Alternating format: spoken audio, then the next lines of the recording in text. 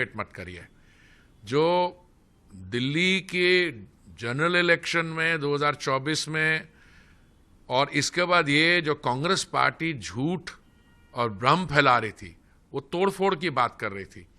कांग्रेस के युवा नेता क्या कह रहे थे कि मैं फटाफट खटाखट मैं ये कर दूंगा, मैं रीडिस्ट्रीब्यूट कर दूंगा, मैं कास्ट पे बेसिस पे, ये सब डिविसिव एजेंडा था। हरियाणा के वोटर ने इस समय बिल्कुल स्पष्ट कर दिया है कि वोट उनकी स्टेबिलिटी और कंटिन्यूटी के लिए है। और जो विकास का काम माननीय प्रधानमंत्री जी ने पिछले 10 साल में किया है, जो पिछले 100 दिन पहले जो 100 दिन थे उसमें हुआ है, इसका सबका असर हरियाणा में पड़ा है।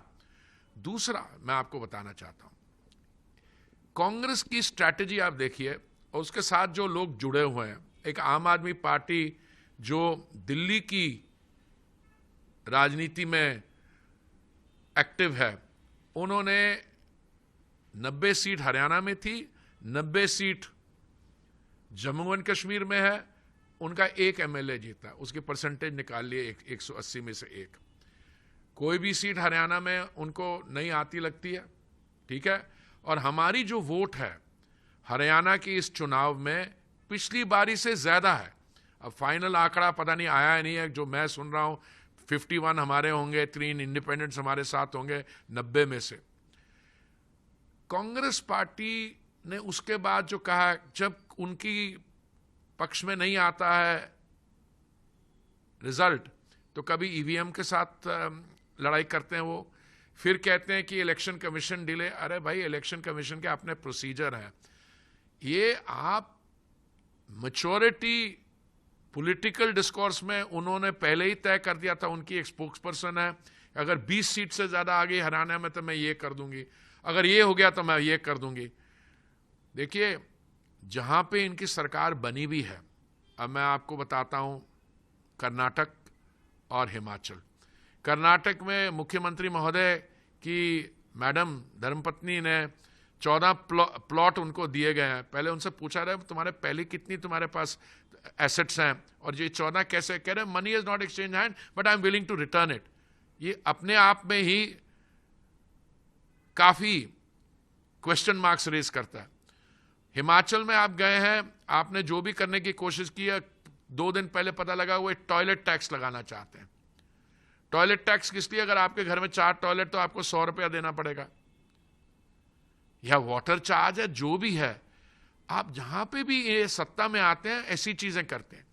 ये हरियाणा का जो रिजल्ट आया है, मैं इसका सिर्फ स्वागत ही नहीं करता हूं, मैं माननीय प्रधानमंत्री जी को, भारतीय जनता पार्टी की सारी टीम को, माननीय प्रधानमंत्री जी के नेतृत्व में उन्हें ये, जैसे आपने बोला, 3rd टाइम हैट्रिक और इतने कन्विंसिंग मार्जिन्स हैं, इसको मैं इन सबको बधाई देना चाहता हूं। और कांग्रेस को मुझे लगता है कि आने वाले दिनों में जयराम और उनकी बाकी जो टीम है, वो आज सुबह मैं जहां पे रहता हूं, हमारे कुछ ही डिस्टेंस में कांग्रेस पार्टी का ऑफिस है, सुबह से पटाखे चल रहे थे और जलेबियां बंट रही थी।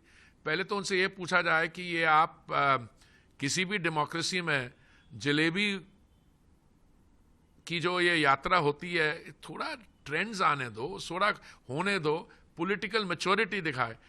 अभी इलेक्ट हुए नहीं, वहां पे ये शुरू हो गए कि कौन मुख्यमंत्री होगा, कई दावेदार बन गए।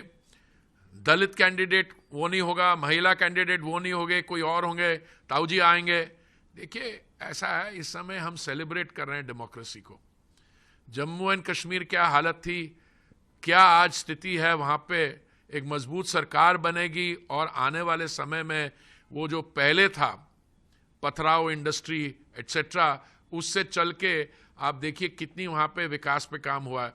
होटल्स भरे हुए हैं, सिविल एविएशन मंत्रालय जिसके साथ मैं जुड़ा हुआ था, पैसेंजर्स सीट नहीं मिलती वहां जाने के। और हरियाणा वो कह रहे थे ये हो जाएगा। अब देखिए, वो कहते हैं क्या, bad loser always quarrels with his instrument.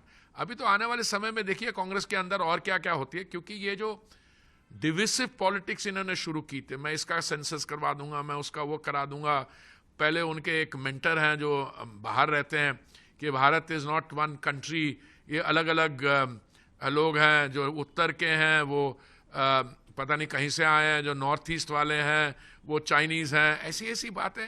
इनका पॉलिटिकल डिस्कोर्स बहुत ही घटिया किस्म का हो गया। और आज इसमें इनको हरियाणा के चुनाव में जनता का जवाब पूरा